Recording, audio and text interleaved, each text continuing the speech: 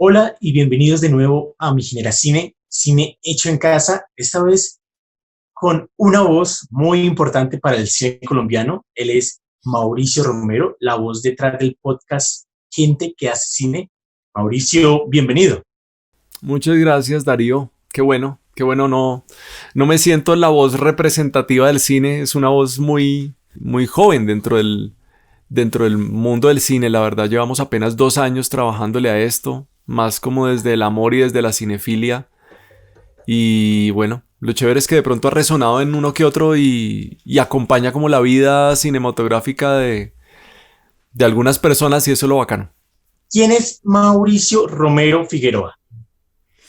No, pues soy un profe fundamentalmente. Toda la vida he sido profe desde los 19 años y profe de comunicación, de radio, de cine. Y eso es lo que he sido toda la vida, profesor.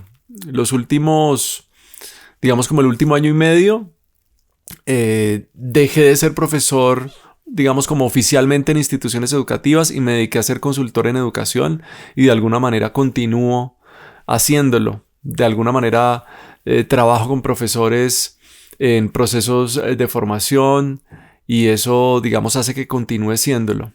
Pero fundamentalmente soy un profe. Tú aclaras que eres docente, entonces se me viene a la cabeza una pregunta. ¿Qué tan importante es la educación audiovisual a temprana edad? No, pues a mí me parece fundamental. Recuerdo muchísimo que alguna vez con el director de la Escuela Nacional de Cine, Fernando Parada, y con Mónica Molano, que también trabajó en la Escuela Nacional de Cine como coordinadora académica, montamos eh, un, un evento llamado el Festival Intercolegiado de Cine. En Colombia hay muchos festivales de cine, afortunadamente. En los últimos años ha crecido ese número, pero muy pocos dedicados a festivales escolares, festivales de cine escolar. Y ahí hablábamos de la importancia de darle un lugar a la primera infancia del cine. Así como se habla de educación para la primera infancia, en educación normal, digamos en educación, se habla de ese término, de la primera infancia, de la preescolaridad y de la importancia de todo lo que uno haga en esa etapa de la vida. Para el cine también es importante que haya una primera infancia educativa. Estamos acostumbrados a que le paremos bolas académicamente a los estudiantes universitarios que ingresan a las facultades o de comunicación o de cine y solo en ese momento les paramos bolas. Es como si de 11 hacia atrás lo que toca ver es matemáticas, sociales, filosofía, química y muy pocos colegios y muy pocas escuelas, bien sea por los equipos o bien sea por las mismas exigencias del Ministerio de Educación, no incluyen dentro de su trabajo la educación audiovisual. Es como un trabajo por allá del profe de español así súper vanguardista que dice, bueno, hagamos entonces cortometrajes o analicemos esta película, o el profe de filosofía o el profe, no, incluso los profes de matemáticas, ¿no? Entonces traen esta película y veámosla como para enriquecer sus clases, pero no hay un ejercicio consciente de educación audiovisual. Muy pocos colegios trabajan en eso y yo me dediqué fue a eso. Cuando yo digo que he sido profe de comunicación y de radio y de cine, es en colegios. Yo trabajé solo 5 años en universidad y no dicté clases audiovisuales particularmente, me dediqué como a la investigación y a otras cosas. Pero a eso me dediqué los últimos 10 años de mi vida estudiando cine en colegios.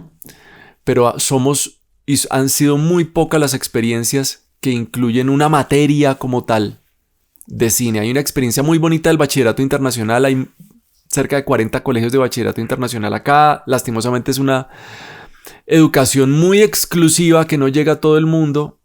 Pero vale la pena destacar que ahí pude dictar cine 7 horas a la semana. Tenía más horas incluso que las ciencias naturales, que la química, bueno, en fin. Pero es una educación exclusiva de estos colegios y sería muy interesante que hubiera, digamos, en la educación pública una intención de educación audiovisual mucho más fuerte. Entonces la respuesta es fundamental.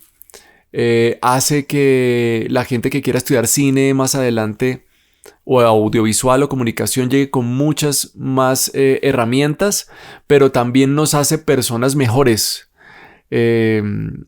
Pensar audiovisualmente nos hace personas mucho más críticas para cuando queramos producir los contenidos.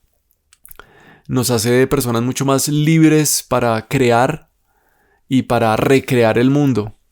Y nos hace mucho más conscientes de lo audiovisual y de la producción cinematográfica que se está haciendo en nuestros territorios. Muchos estudiantes estudian cine porque les encantaría ser como tal director extranjero o porque les gustaría hacer películas como tales que se hacen porque las consumen y resulta que se dan cuenta de lo importante que ha sido el cine colombiano en los últimos años porque les tocó ver una película colombiana y ya a los 20 años. Qué bueno sería que todas esas películas colombianas las empecemos a consumir, o las películas latinoamericanas, las películas que se hacen en nuestros territorios, se empezaran a consumir desde chiquitos. Eso cambiaría muchísimo un panorama, digamos, a nivel cultural para nuestro país. O sea, ese lead dresser de alguna manera es como un productor de esa área, un productor como logístico y que le libera un poquito a, en tu caso, diseñadora, me decías. ¿Al diseñador de producción sí. o al decorador? Yo creo que parte de eso que tú hablas, del amor hacia el cine colombiano, es gente que hace cine. Para ti, ¿qué es gente que hace cine? Pues yo creo que es un ejercicio académico. Es un ejercicio académico que lo que hace es llevarle a la gente que esté interesada en escuchar historias de las personas que hacen cine, que puedan estar cerca de sus experiencias y que a partir de sus experiencias y a partir de la conversación puedan aprender. Entonces eso fundamentalmente, yo creo que es un espacio académico, pero pues hay mucha gente que no necesariamente lo escucha por aprender, digamos, no porque son estudiantes de cine, sino también porque hay gente que le interesa ampliar sus conocimientos en el mundo del cine. Y le gusta de pronto la conversación como la hacemos en el podcast. Entonces, creo que es eso. Pues es un podcast que empieza a nutrir como la parrilla de contenido que hay relacionada con el cine en ese mundo del podcast. En ese mundo hay muchísimas reviews, hay muchos podcasts de comentarios de series y de películas, pero hay pocos podcasts de conversaciones con los diferentes oficios del cine. Afortunadamente, digo, la pandemia nos ha entregado muchísimas conversaciones sobre cine, no solo en formato podcast, sino aquí, como este formato de videollamada y de conversación o de entrevista en videollamada. Entonces ahorita hay lives en Instagram, en Facebook. Los mismos, digamos, realizadores y los mismos miembros de cualquier crew de la producción cinematográfica se han montado en la tarea de conversar entre ellos mismos. Entonces han salido unas cosas fabulosas.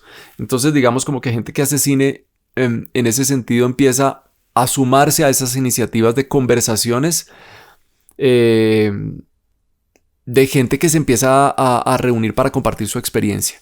Pero en podcast creo que somos como de los, digamos, como hacemos parte de un pequeño grupo de podcast que trae esas conversaciones. Yo debo confesarte que cuando yo conocí gente que hace cine, me ha encantado, porque es de los pocos medios en los cuales uno puede conocer sobre cine colombiano, o sea, de las voces directas de nuestro cine.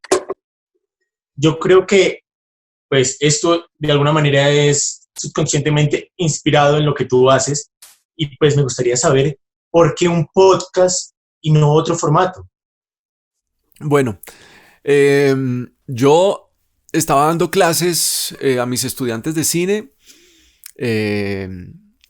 y al mismo tiempo que les daba clases sentía como pues muchas falencias en mí. Digamos como que mi formación de cine ha sido muy de estudios en cine. Yo soy comunicador social y diseñador gráfico, pero ha sido estudios adicionales que he hecho, diplomados, talleres, y de la cinefilia y de la autogestión, pues, y de producir mucho cine con estudiantes.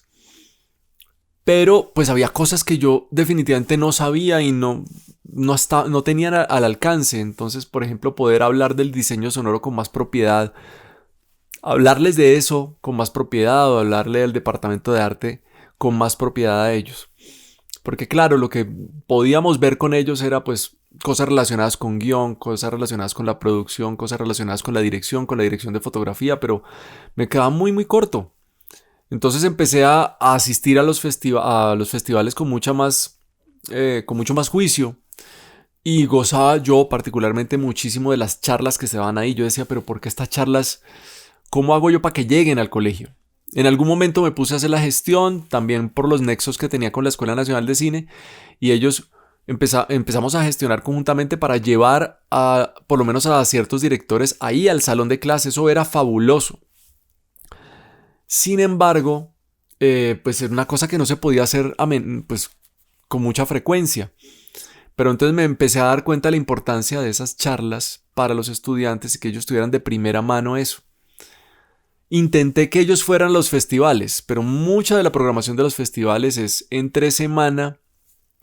Hay una gran cantidad de charlas que son buenísimas entre semana, en horario de clases, y después ellos son estudiantes de colegio, no podían desplazarse, digamos, para ver una charla a las 7 de la noche. Algunas lo hacían, y ya, o a esa hora ya no había programación de charlas. La parte académica de los festivales se acababa. Y yo siento que antes de la pandemia no estaba esa conciencia de grabar esas charlas. Ahorita todos los festivales van a tener digamos como que dentro de su parte paga o de inscripción va a tener unas charlas exclusivas, pero una buena parte de las charlas las están liberando. Pero ese era un problema que había antes de la pandemia. No había acceso a esas conversaciones. Entonces dije, ok, ¿y qué pasa si creo un espacio en el cual yo pueda desplazarme y les lleve esas conversaciones a mis alumnos? Entonces esa fue una primera gran motivación. Y la segunda motivación era poder darle voz a otras voces que en el cine no son destacadas, por lo menos en los medios. Todo el mundo le pregunta, por ejemplo, en una rueda de prensa o en el lanzamiento de una película está el productor o la productora y el director o la directora. Rara vez está el director de fotografía, rara vez está alguien representante del departamento de arte, del departamento de sonido, del montaje. Rara vez ellos están probablemente en el lanzamiento, pero no hacen parte de la rueda de prensa. Ningún periodista dice, bueno, un momentico, ¿y dónde está el que se encargó de FX? ¿O dónde está el microfonista? Y es una deuda que tengo todavía con el podcast, porque en el podcast también caemos, el equipo del podcast, en el error de seguir entrevistando todo el tiempo directores y directoras. Entonces, hacemos el esfuerzo para explorar otro tipo de personas. Entonces hemos tenido a un gaffer, hemos tenido a fotofijas, hemos tenido pues a actores, hemos tenido a productores y productoras ejecutivos, a productores de campo, a productores logísticos, a gente de sonido, a editores de sonido, a músicos para cine. Entonces queremos seguir en esa búsqueda de explorar cada vez más. Hace poco hicimos un episodio con una script. Entonces, ¿cuántas veces en los medios tradicionales entrevistan a una script? Entonces, y la experiencia que tiene esa gente es impresionante, porque ¿cuántas películas hace al año un script o un script frente a un director? Probablemente un director o una directora pasan 2, 3, 4 años en hacer una película, mientras un director de fotografía probablemente hace 2 o 3 al año aquí en Colombia, o por lo menos hace 1 al año. Y están involucrados en más proyectos, así que tienen una cantidad de experiencia muy valiosa que pueden contar, que da las horas de trabajo en set. Entonces yo creo que esas dos grandes motivaciones fueron las que impulsaron la creación del podcast. ¿Y por qué un podcast y no otra cosa? Porque bueno, a nivel de producción es, digamos, como más, entre comillas, sencillo. Se trata de trabajar con el audio, de un micrófono, una interfaz, una grabadora. Y en la época en que podíamos salir, pues yo me desplazaba generalmente hasta donde estuviera la persona. Entonces no está toda esta parafernalia del no, ven al estudio y ven grabamos y las luces y la cámara, sino que es, digamos, como que es un medio un poquito menos invasivo. Generalmente lo hacíamos en las casas de las personas, eso daba toda una calidez. Entonces la persona le daba un tecito, una cerveza, un jugo, digamos, directamente salido de su cocina. Había todo un tema, digamos, como cálido y cercano. Y lo otro es que al no tener la presión del video, pues la gente se relaja un poco más para conversar. Aunque yo siempre llevo la cámara o ahorita siempre hago la videollamada, pero nunca capturo toda la videollamada, capturo un fragmento o le digo a la persona que voy a subir solamente un fragmento de video y eso lo subimos a nuestro canal de YouTube. Pero de resto tratamos de privilegiar el audio, como respetando mucho el formato. Creo que funciona. No son millones de descargas, pero creo que la gente acompañamos distanciando un poquito de la pantalla a la gente. Como bueno, vas a lavar platos, vas a hacer oficio, vas a relajarte un poquito, vas a manejar el carro, porque bueno, ahorita ya uno puede salir de vez en cuando y puede poner un podcast mientras está en transporte público o mientras está en el carro. Entonces yo creo que es una cosa chévere.